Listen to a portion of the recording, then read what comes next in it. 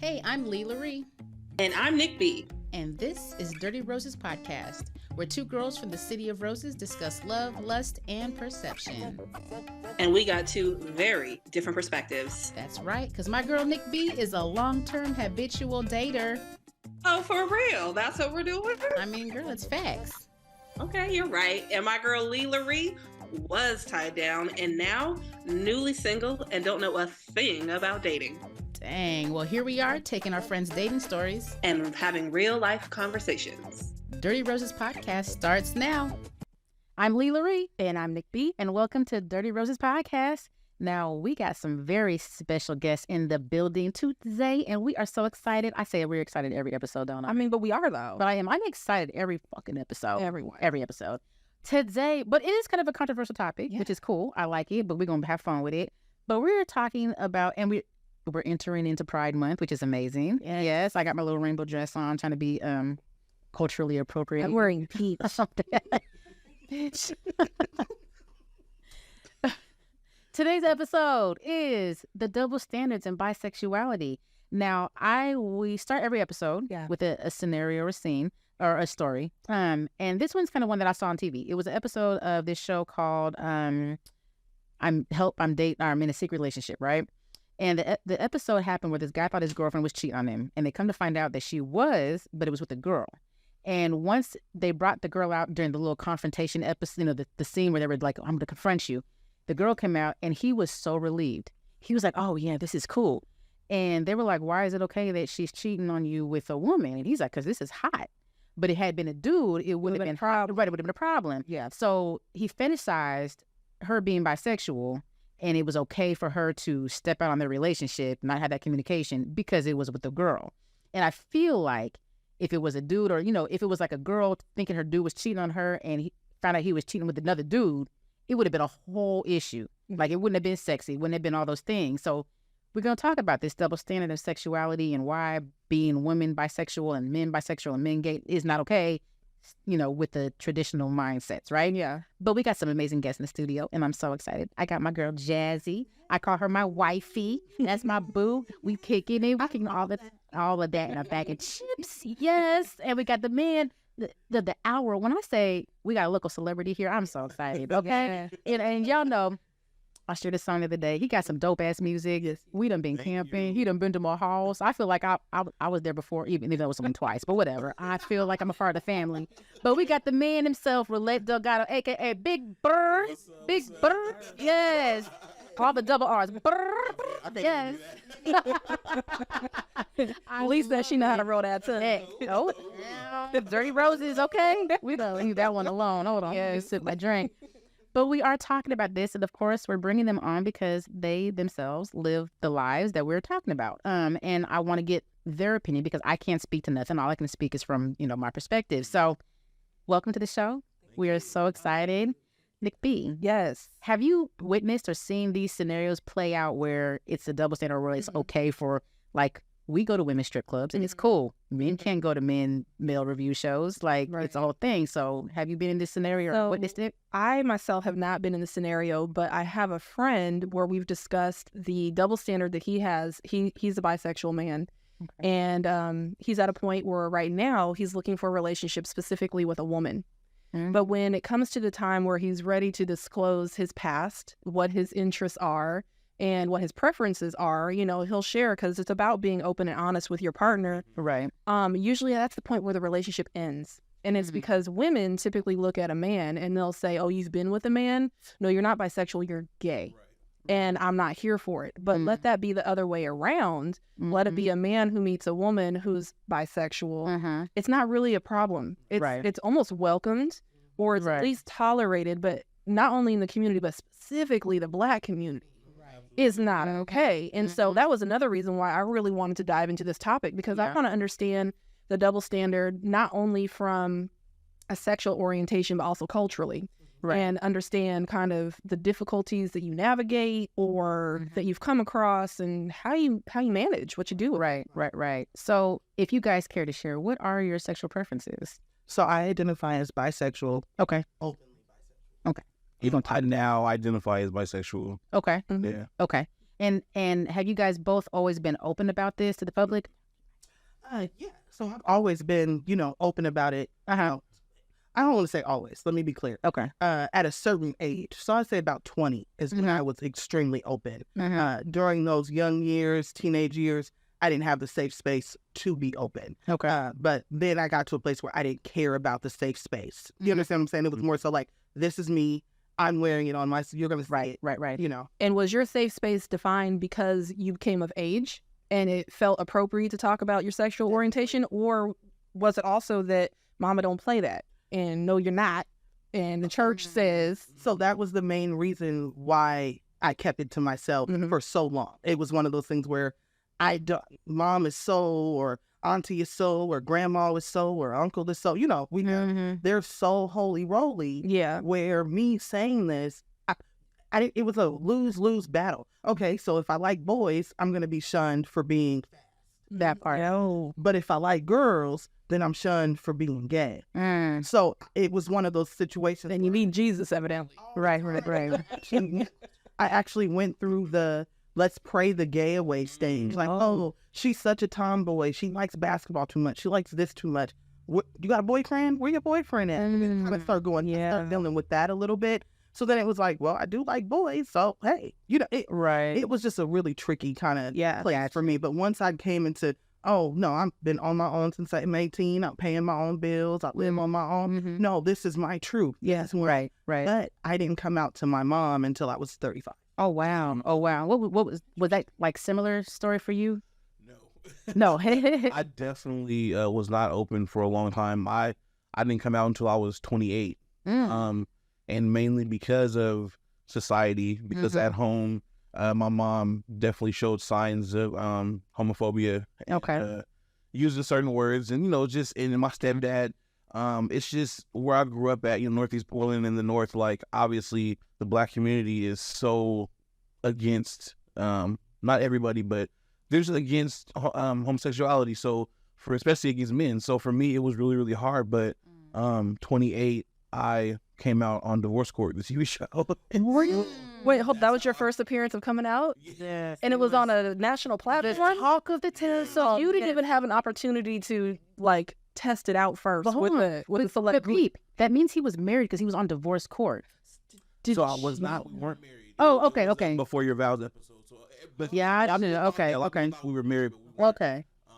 And those are some tricky times in my life because we were going through a lot. And even now people say, oh, well, that's why you guys didn't work and it didn't work out because you were gay the whole time. It's like, no, we had more issues. Right. That part. Just like men, there was a lot going on. Right. But, does she blame the separation, though, does she acknowledge those issues, or does she come back and say, nah, it's because you weren't a man? Does she agree with the reason for that separation? I think so. And also, we were friends after for a little bit. Then people, I think, got into her head, and she's completely blocked me out. So. Were you the one that brought it up on the show, or did she?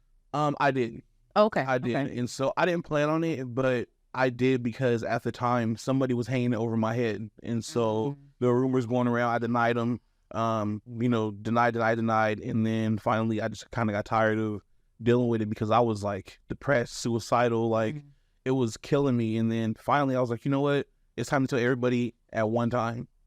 So once we got the opportunity to do the show, I said, I might as well just do it. Just say it. Yeah. I did. And it was life-changing. Now, this city is such a friendly place when it comes to accepting most white gay. So they're friendly when it comes to white gay, not the Black gay community or bi community. I mean, and for those that are listening, so Oregon has been it's a very liberal, and I'll say air quotes with liberal town. So we had sundown laws that were for the whole entire state that lasted until 1926, where Black people could not be in the state, and that's that's like less than 100 years ago. So we talk about that, and then we talk about people being here and Black and it being liberal, but it's not as liberal as y'all think. And so when we talk about, they love the gays, they got every gay bar up in this city and town, and they got the everything, but it's still taboo in our own community. So just to add a little tidbit for those that aren't in Oregon.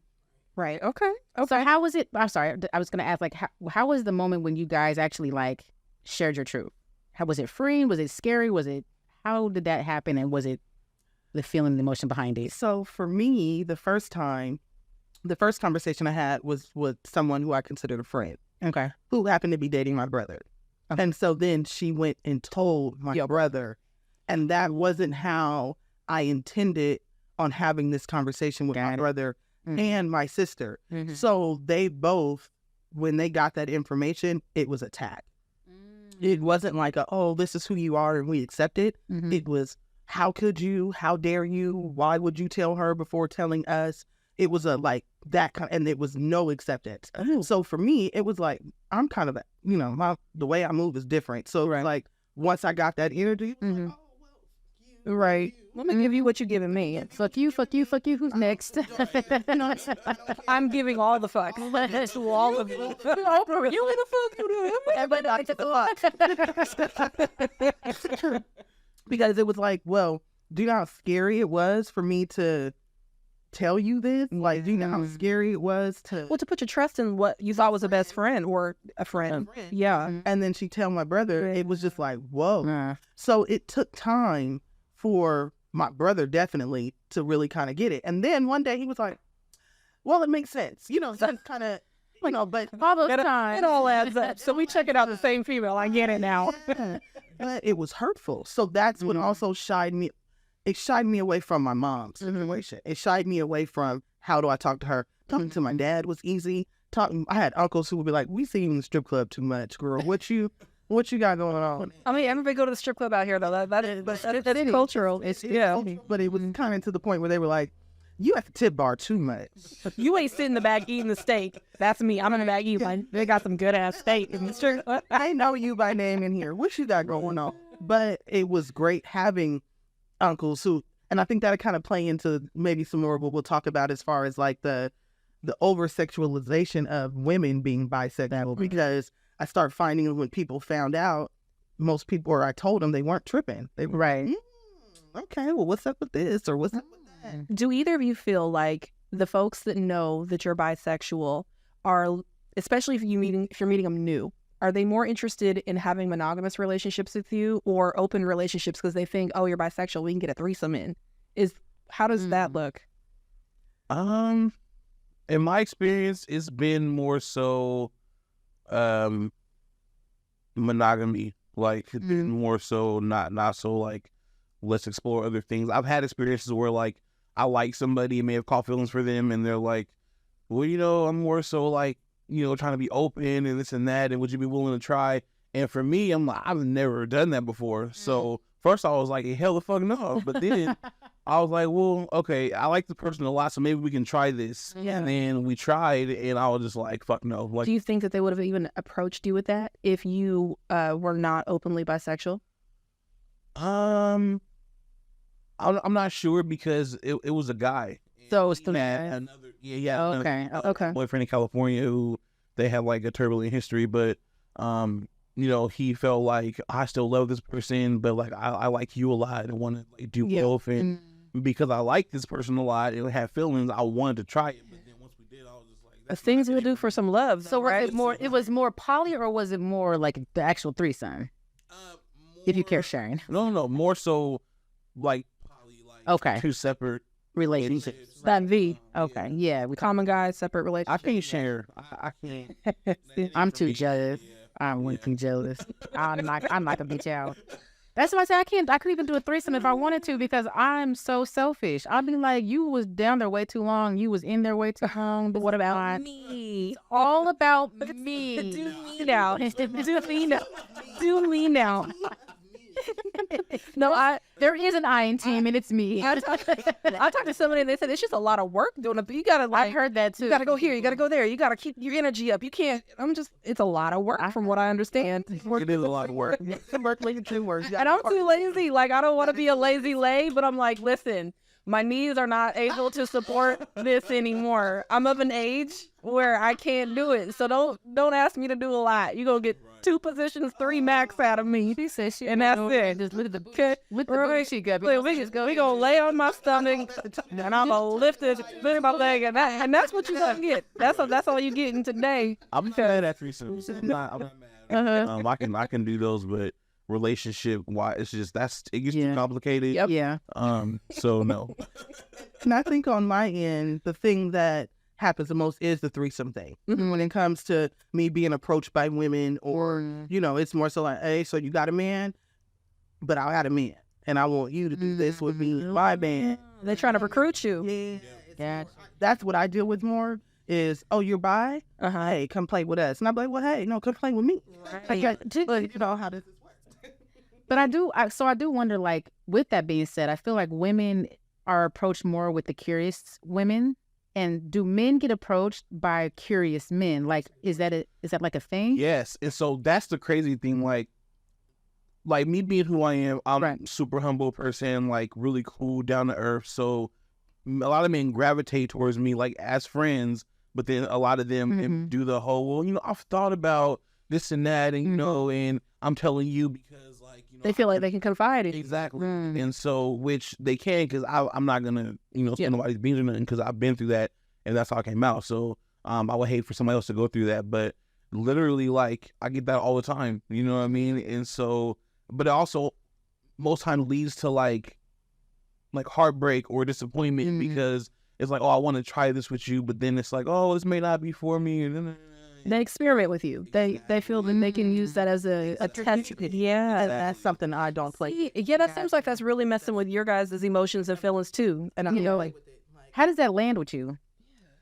So it's tough because I initially was in the closet down low, so I would go for down low dudes, and because of that, because your secret's safe. Exactly. My secret's safe, but because of that, it's always somebody that's either in a relationship, or they have they're married, or have a whole different life. And so after a while, after like dealing with the promises and the lies and all that, I decided that once I came out, I'm not going to deal with nobody on the down low, because I respect myself enough to know I deserve more. But then there's still something so taboo and so exciting about messing with a down low dude, because they're so like, it's the chase, too. It's the chase. Like, that's excitement. Yeah. But it gets so messy. And so at this point, I can still talk to a down low dude and pursue them, but not if they're in a relationship with a woman and have kids and all that. I can't do that, because that's fucked up. Gotcha. I mean, I think that'd be true for almost, a straight person approaching it, too. Like, we like the sneaky links. Yeah, we don't want to mess up nobody's home. Like, that's not the goal here. There's some people there's them folks that don't give out fucks, or give fucks, they just give them out. Yeah, that part. Interesting. So then, why do you guys think that it's more socially acceptable for women to be bisexual, but men, you're just... Why do you think that? Why do you think that is? I think it's the erotica of it. You got to think about it. Who gets off on that more than anybody? More than lesbian or bisexual women? Straight men. They get off on that. You know what I mean? The thought of two women kissing each other arouses them. The thought of being able to have two women with him together. Isn't that because men are just scared to sexual deviance? Like they're scared to see two men together and fear that someone will think that they're gay because they fear that they actually will like it? Or yeah, I mean, so is it really that they get off more, or they're just more scared of social reaction to accepting?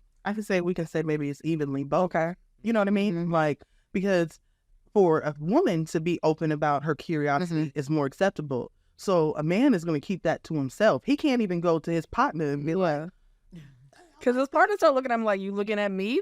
Right. And I think that where the big differences come is women have more safe spaces in some ways. And we might not have a lot. Like, I didn't have a lot, but I had enough. Men, where is their safe space to say, hey, I'm curious about this. Hey, I like this. And then someone not say, oh, you're gay. Yeah. You're gay. Because there are men who are who identify as heterosexual, but things that they do in the bedroom with a woman could be considered gay.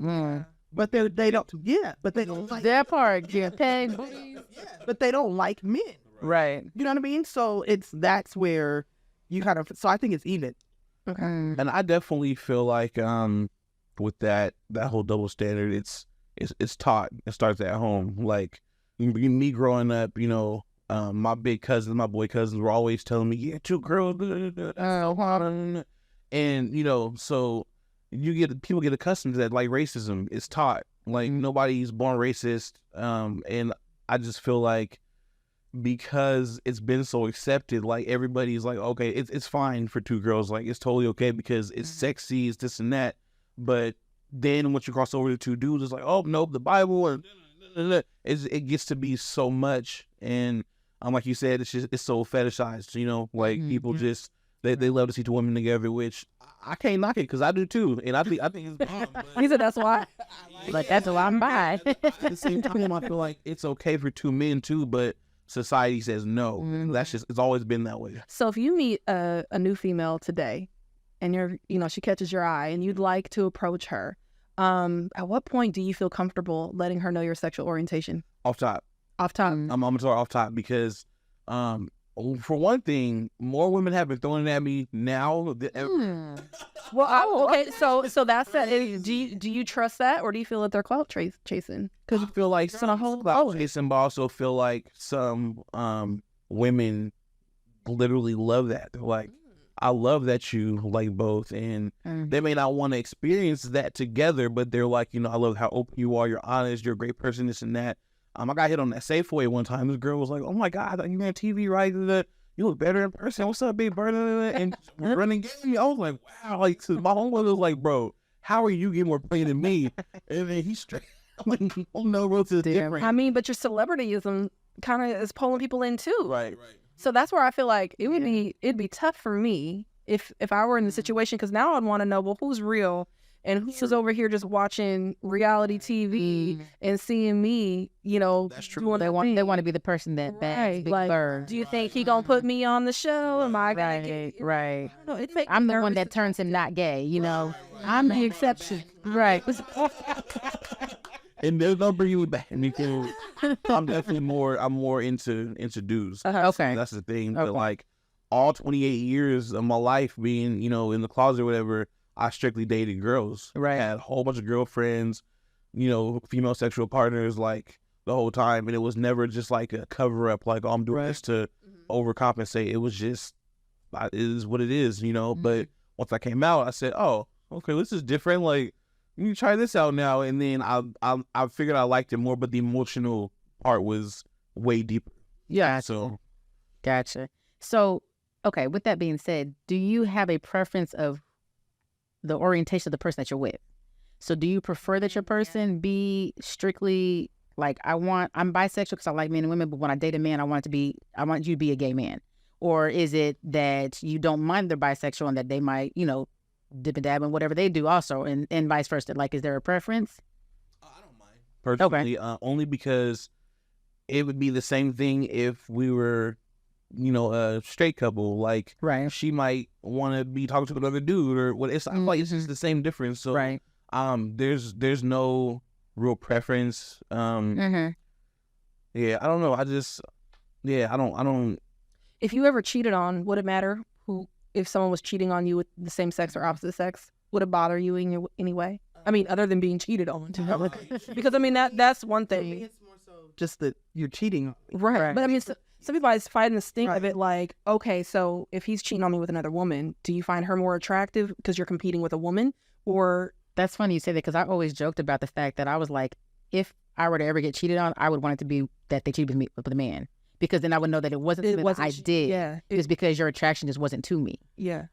But we can't control. I mean, that's cheating. I know. But that part. We can't control why people cheat. Yeah. Right. Like, so for me, the thing that would bother me the most in that is, well, I didn't know that you were dealing with men. That's the part that would bother me the most. Now, if we had an open conversation, because I'm so open that it's just like he said, from the gate, I'm bisexual, because I've had men who are like, no, you're gay, and they don't like it. They don't like bisexual women because it's a whole threat. It's a whole issue, because what can because they will be more, someone could offer you something that they can't, more threatened by a man. Yeah, because when we talk about men are usually comparing dick sizes. Let's keep it the buck. Right. That's usually what their whole thing is. Is his dick bigger than mine? Is he touching walls I ain't touching? What the fuck is going on? Period. But when it's a woman, they're like, oh no, it's like it blows their mind. They can't compete. It's a different. Because they're like, she can't eat you like I can eat you.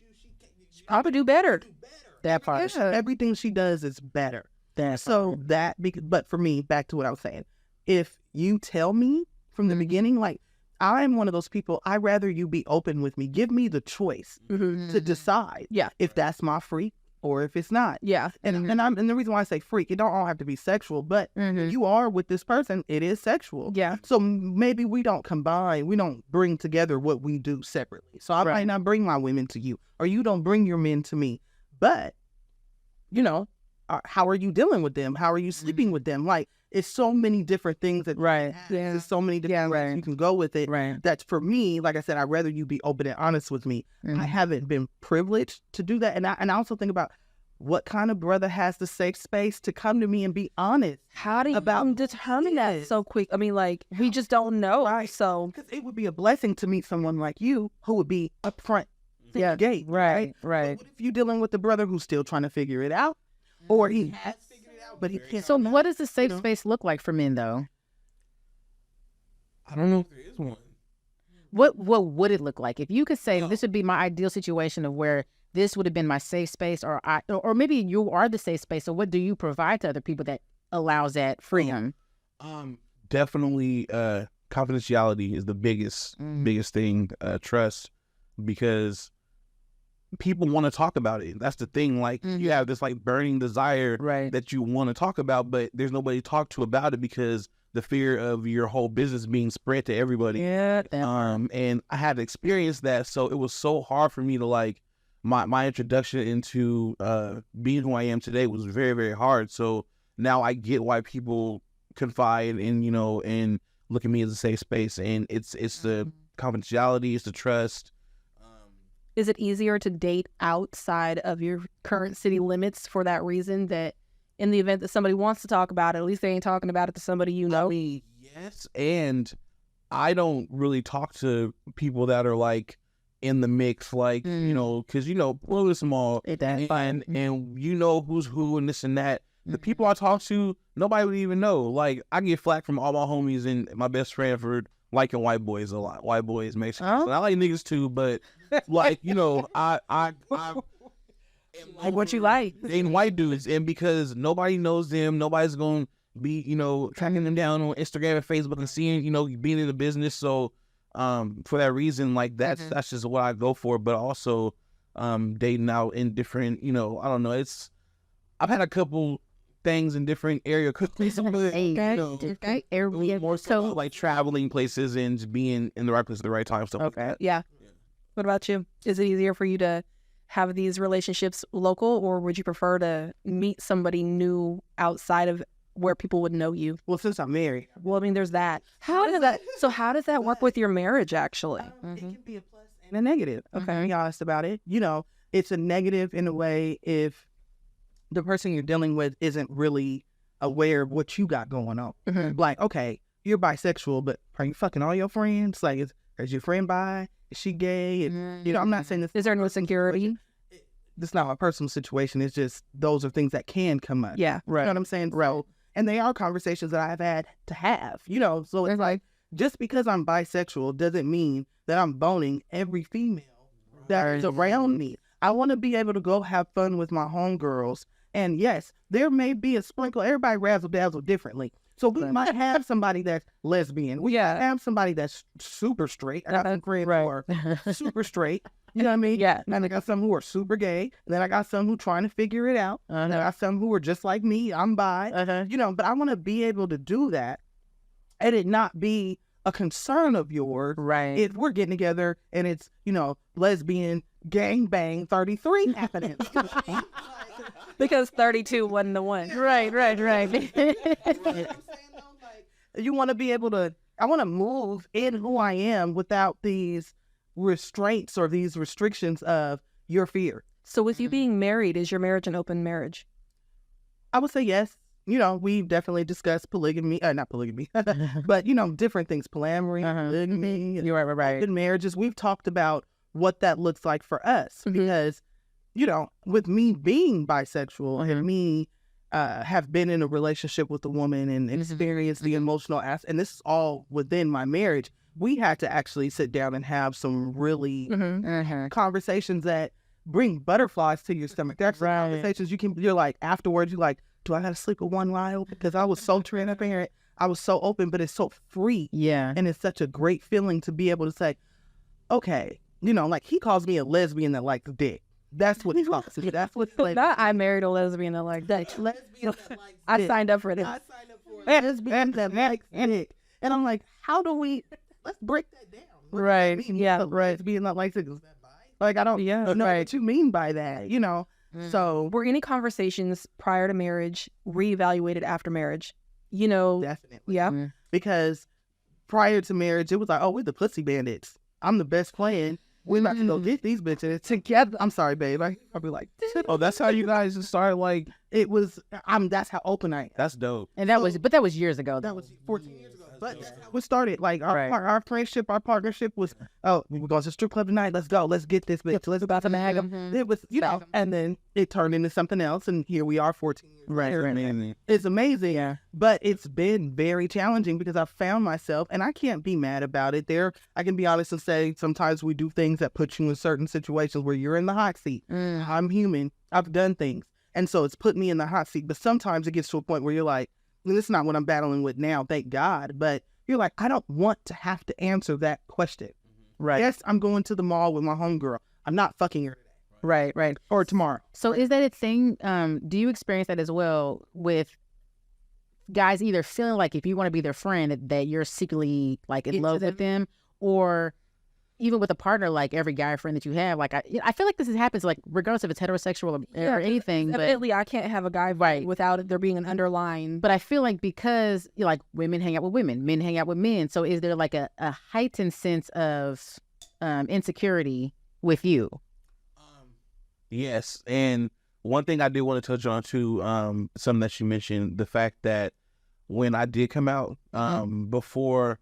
I told my best friend first before anybody, before even going on the show or anything. And she was like, you need to tell her. Like, you need to tell your girlfriend because that's not cool. Like, and at first I was just like, are you crazy? Like, why would I? And then I asked for support. We both sat down with my girlfriend at breakfast, and I needed like my best friend right there because she's like my rock, to tell her like, you know, I'm bisexual and I don't know what to do. Like, I love you, this and that. She ended up, my best friend left and we had a personal conversation. And so we decided to still stay together. Oh. So we were together. But now at this point, she's looking at not only the females that are like, you know, oh, Roulette, Delgato. Because you like everybody at this point. Now look at my friends. So what's up with so-and-so and this and that now? So it got a little too messy, I guess. But at that time, none of my friends were like that. I'm the only gay person in my crew. Now my immediate circle, there's one person who's bi, and the rest of my friends are all straight, and they all accept me for who I am. So they don't look at me like, oh, he's just my friend because, you know, he wants to like fuck or he's trying to get at me. So I haven't really experienced that, but I did, once I came out, I experienced people acting really weird and funny towards me that I worked with in Portland music and people that were my friends. Like, I always say that I never lost any real friends when I came out because my real friends are still my friends today. How did your music career change, if at all? Gosh. So literally, once I came out, I had we did the show, and we filmed the show in August. No, which show you were talking about? Divorce Court. On Divorce Court. We shot it August 2014, and then it didn't come out until October. So we shot the video or the show, and then I started making phone calls right after that to my family because I was living in Atlanta at the time. Oh. So I'm calling back to my family like, the show's going to come out. I want you guys to hear from me first. I'm bisexual, blah, blah, blah. So I told all my peoples. Can you imagine that phone?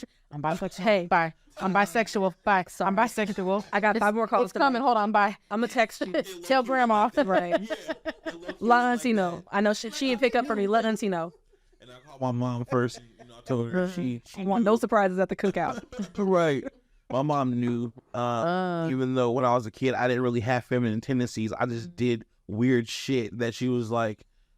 Can I get an example? Like, okay, so this story is so funny but so stupid. So, my mom, she sold hardcore dope like back in the day, like, and we had the freedom to do whatever we want. She gives money, go do y'all, get out of my house.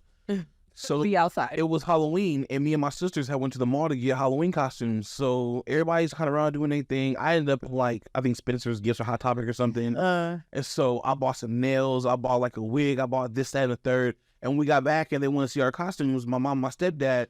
And she was like, so what are you going to be? And I was like, a girl or like a dead prostitute or something like that. Something like that.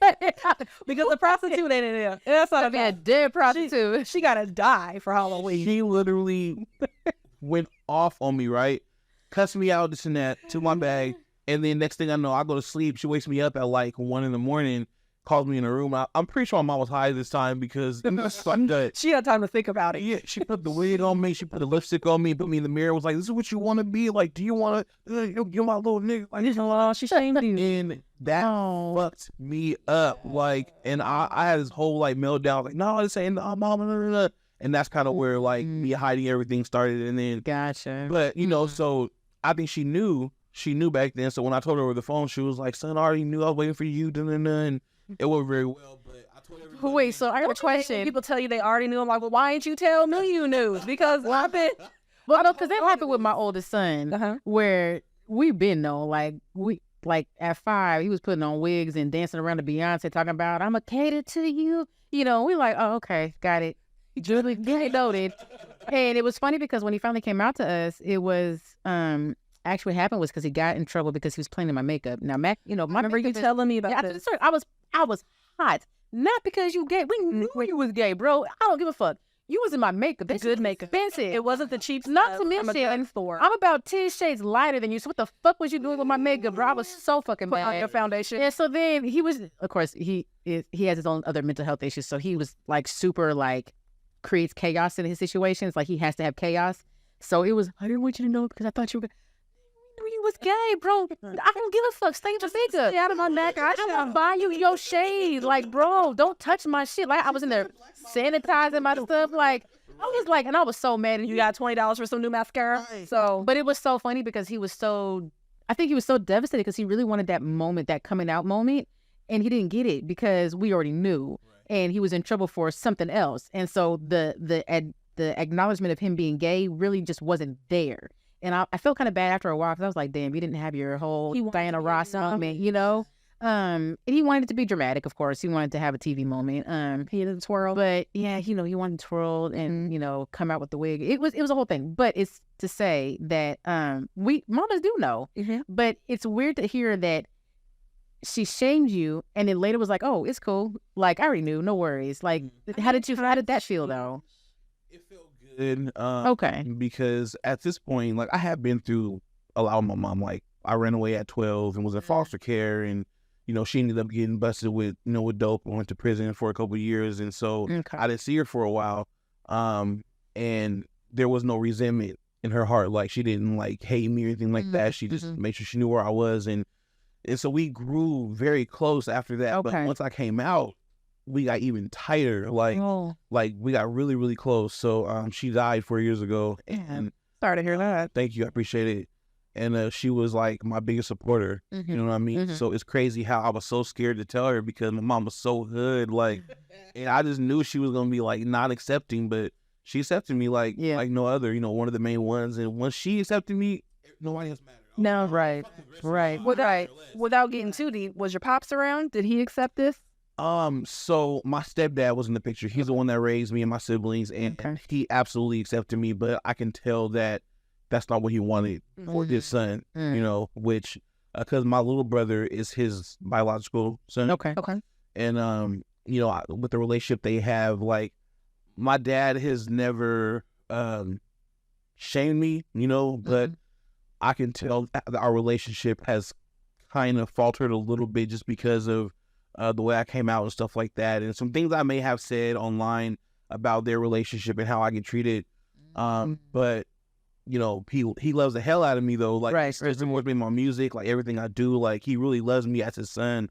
But I know this is not what he wanted from me. But at the end of the day, you gotta accept, you know, who your children are. Right. And he does now. Like, he accepts me for who I am. But you know, I think he did not want me to deal with the scrutiny, the negativity, Right. backlash, and all that. I was gonna say, as a parent, it's like you want your kid to be who they are and love who they love, but you know what comes with that, Right. and you know, like with my child, they're trans, and so it's like there's even a higher level of concern for their safety because you know you have to teach them like you can't say this, you can't do this, you're still a guy, you know, even though you feel like this or you know you want to represent this way, you can't be fighting with girls because they're gonna put you in under the jail because you still a dude, you know, like, and so. I can relate to that. Like, you know, you don't want that for your kid, not because you don't want your kid to be happy, but because you don't want them to experience any more hardships that they already got. Like, you're black. You already got the highest hardship. You know what I'm saying? Yeah. That part. Right. So also coming back to professions, because this is actually for both of you. Now, I was curious how maybe the music industry changed for you.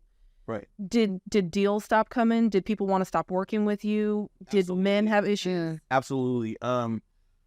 I have worked with a lot of people in Portland. Like at one point, you know, and this is not me being narcissistic or to the my own horn, people will say like, you're one of the hottest rappers in Portland. Right. And I ran with that. And so, but once I came out, it was no longer a thing. Like, you're not the hottest anymore. You're not, you know, a spectacle. Nobody cares, this and that. And people literally turned their backs on me. Like, we ain't working with him no more. Like your music was going to change from being what it was to being, hey. Exactly. Right. Now, there's some songs now that Hey.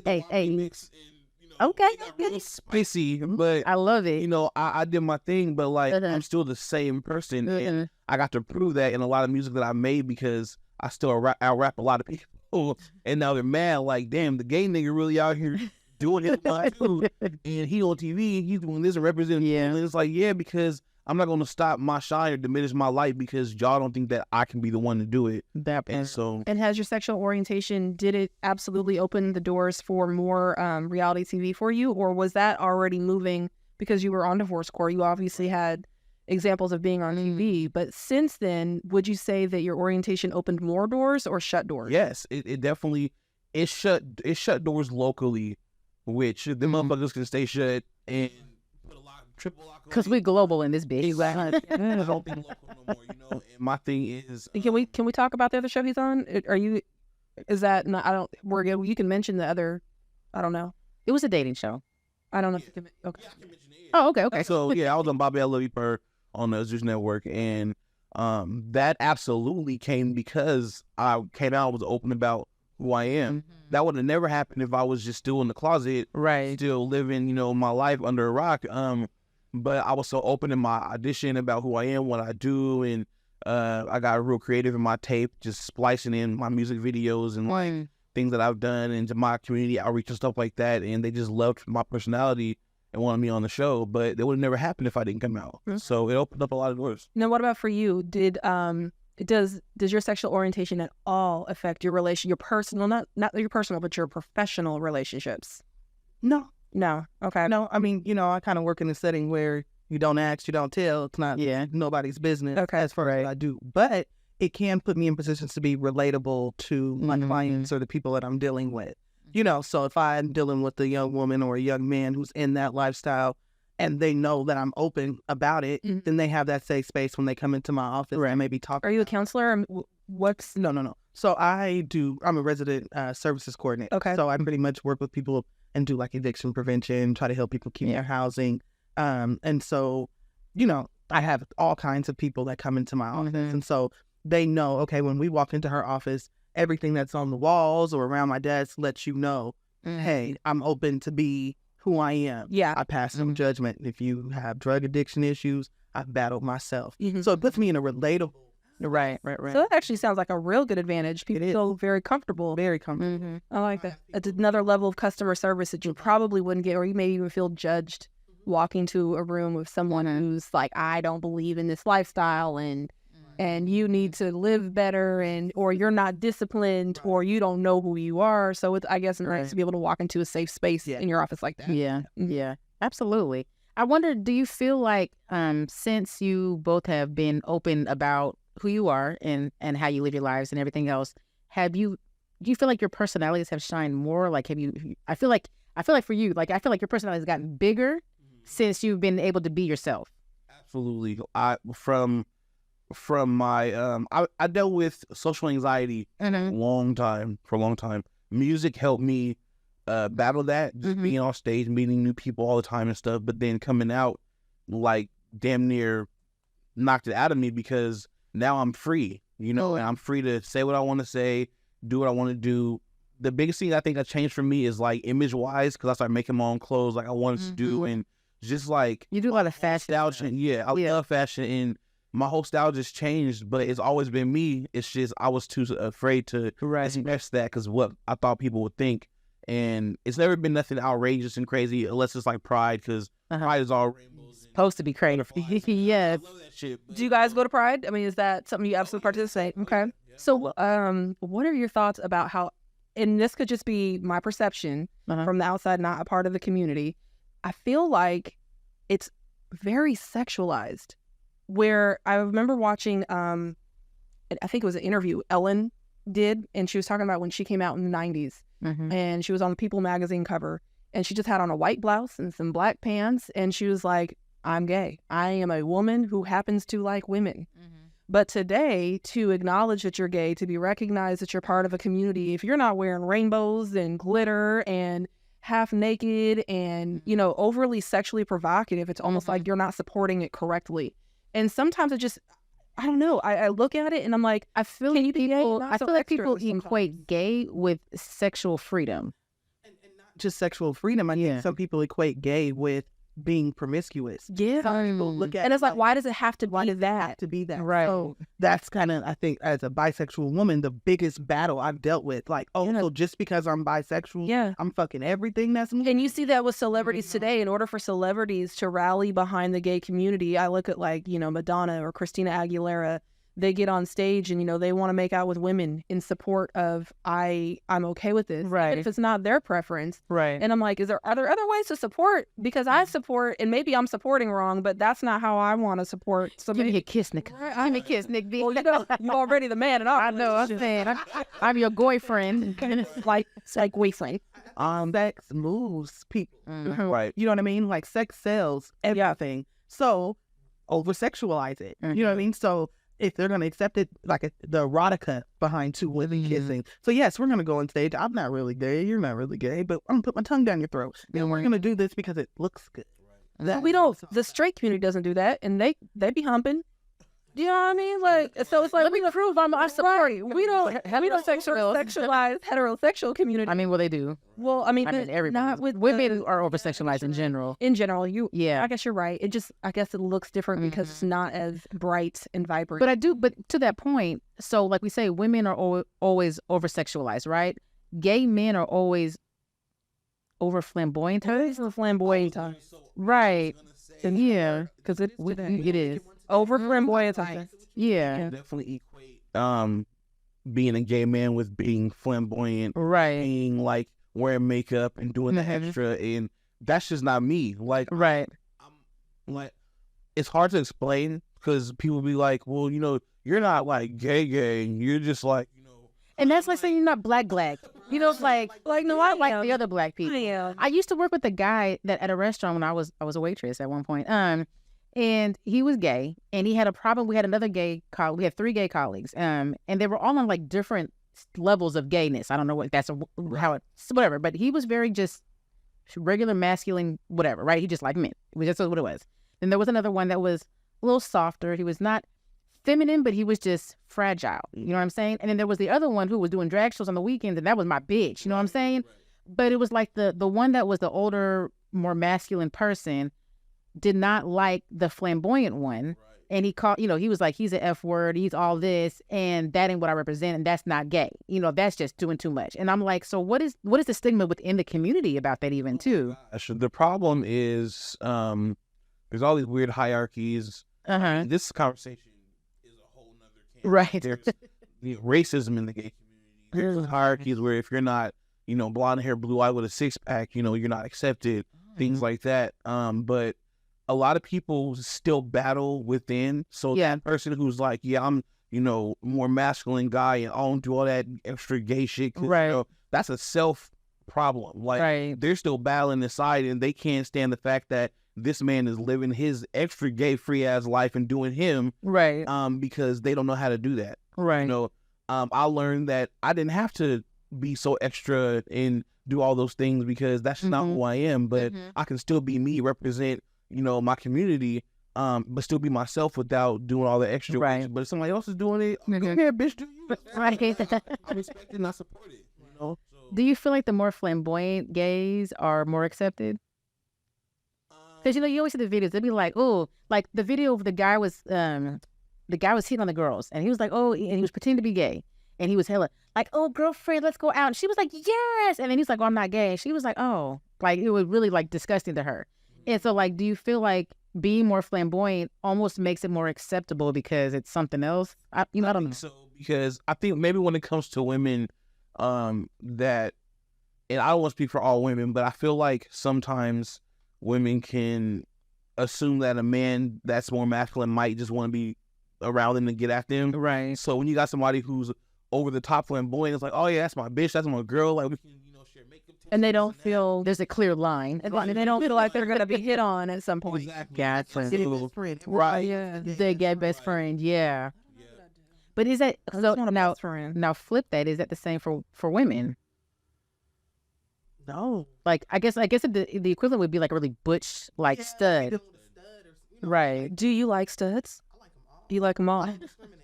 I was just. And are you attracted to masculine men or more feminine energy? So I've always been more attracted to a masculine men because I always feel like if I wanted to date a feminine man, I might as well just Did a female? I've always said that. and that's just And that's the because- point, because there's also levels to how stud are we going. Yeah. Right. You know what I mean? Because You're like young and men, So or are you I think Debrat? Okay, so first of all, I think Young and I like Young and I think she's cool. I'd be gay for a day for young and man. I'm just saying. You know what I'm saying? She's very masculine, but she doesn't strike me as catch you in your sleep. You know what I mean? What? I don't know. Just being masculine, mean you're gonna get killed in your sleep like that. I feel like I've seen some masculine lesbians that I'm like, I don't want that smoke with you. You look like you'll fuck me up, and I don't. Yes, like come here, bitch. I don't want that kind of love. Can you be softer with me? Can we just can you not? Like if I had to pick a lady to be with, I don't want to feel attacked. that's what I mean. I feel you on that though. Like I don't. If I'm gonna be with someone, I don't want to be with a woman that looks like a man. Yeah. You understand what I'm saying? Like I'm talking about 100% Right. looks like a man, because then I could just go be with a man. Yeah. You know what I mean? And not only, it's not even about the looks, because you can deal with the stud who her whole mannerism, everything else about her is still extremely feminine. Yeah. I need that feminine. So more like Debrat.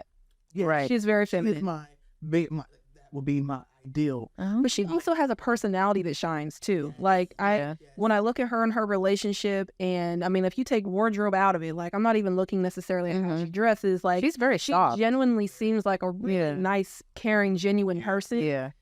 So I don't. But then, like I said, some of these really, really rough girls, they don't seem nice. They just like they look like they just want to take it. I'm like, I don't want to give it. Can this be a discussion first? I don't want it. I don't need to for it. I can. And I'm not even into women, but if I were to look at it, I wouldn't want that from my man. Like, can we set a boundary? Like, quit trying to take it all the time. Mama, period. I feel like this is like. It sounds very personal. Like, I'm wondering because it's like that sounds like very specific to like a detail of something that happened. No, and here's the thing, it's not, because I would absolutely share. You know, I'm super transparent. I observe things and I observe relationships, and I'm just like, it seems tough. I ain't gonna lie, she be creating scenarios, and she will create a scenario and have a whole dialogue of all the comebacks in the she will create that. Yeah, I'm a storyteller. I can't. I love this conversation. I feel like we could dive so much more deeper into this. But I really do. What are your takeaways today? Like, We'll start with you guys. What are your takeaways from anything that you think they're like, oh, that kind of, I never thought about it this way, or or I'm glad I shared this. The biggest thing I guess that I wanted to share today was more so about safe spaces. Like we have this safe space right here to have this conversation, Right. laugh and joke. Right. I mean, say things that maybe offend some and not others, Right. But that's the biggest thing, because in our culture, in Black culture, there isn't that safe space. So people are waiting until they're 35, 40, 50 to come out. No, we need to create these spaces where people can come out about who they are. If my child, my daughter, or my son comes to me right now, they know they have a space that they can come to me and tell me anything. Yeah, I keep it. Yeah. Oh, what you popping? Do a pop when the little girl look at you. Pop and the little boy look at you. What's going on? I want to know. Right. And because then that makes her or him, by fun, available. Like, oh, hey, mommy, I can talk to her about anything. Because imagine, like, for me, the question that was asked earlier, how would I feel if a man came to me and said, hey, I'm bisexual?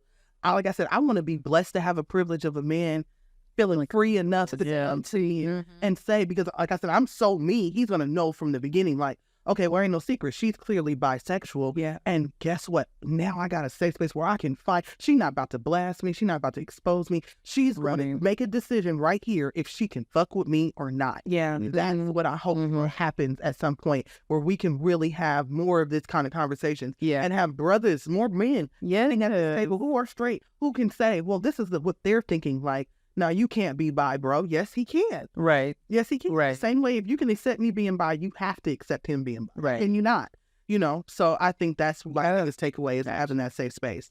I like it. Taking it back, definitely.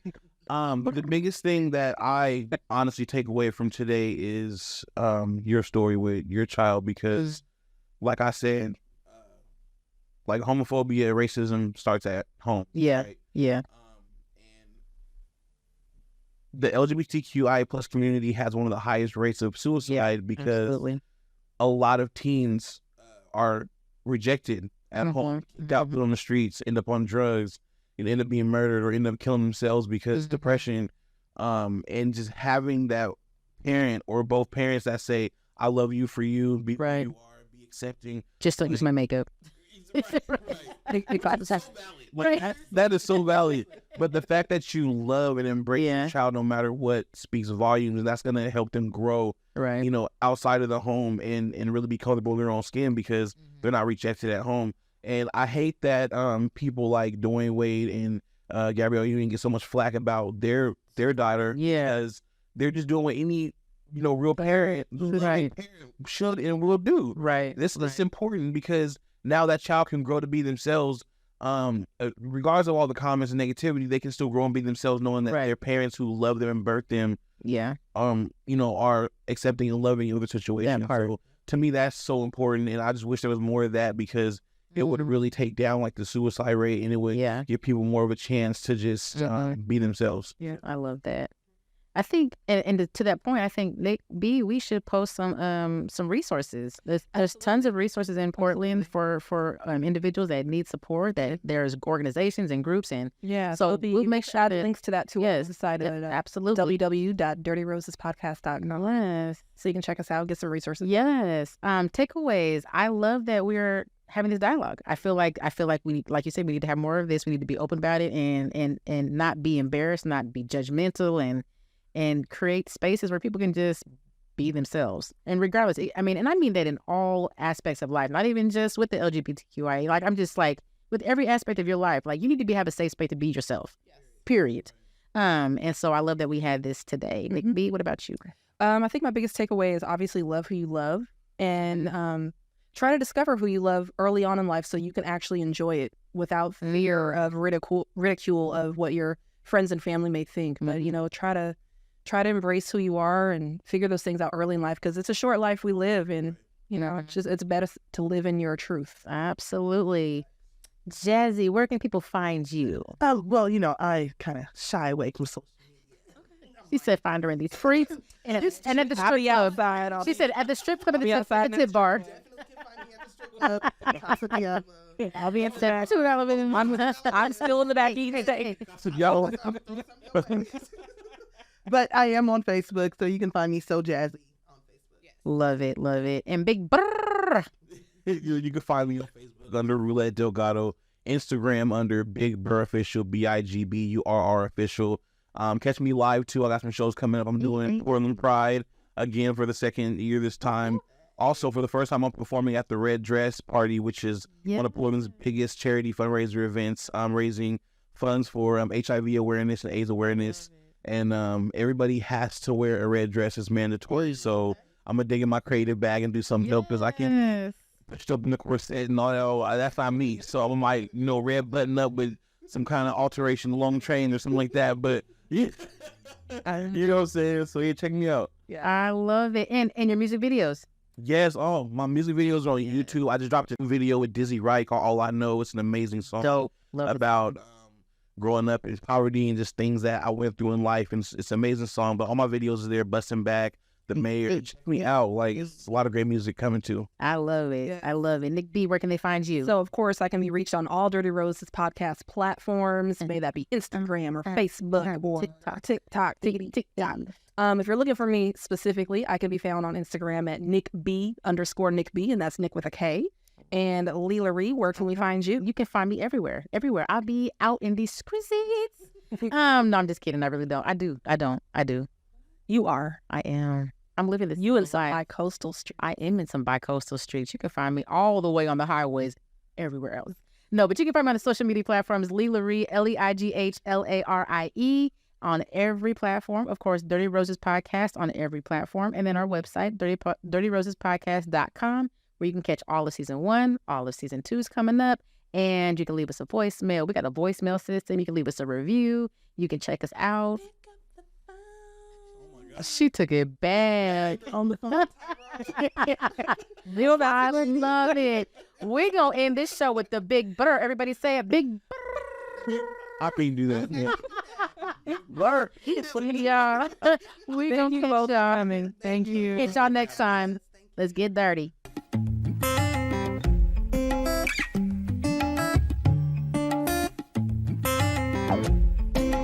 Folk.